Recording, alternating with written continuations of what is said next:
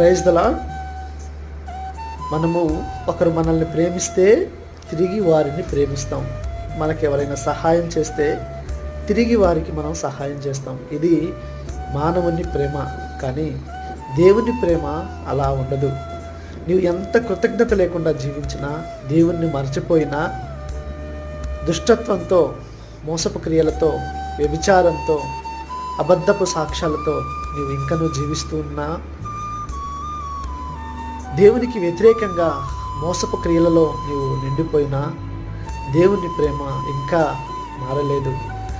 ఇజ్రాయేలు, నీవు నీ పాపము వలన కొనిపోయావు. ఇజ్రాయేలీలంట వారి పాపం వలన కొనిపోయారంట. నీవు ఎంత విరుద్ధంగా, దేవునికి వ్యతిరేకంగా జీవిస్తున్నా, దేవుడు ఇంకా నిన్ను ప్రేమిస్తూ ఉన్నాడు. ఇకనైనా ఆయన దగ్గరికి వస్తే ఆయన హక్కును చేర్చుకుంటాడు.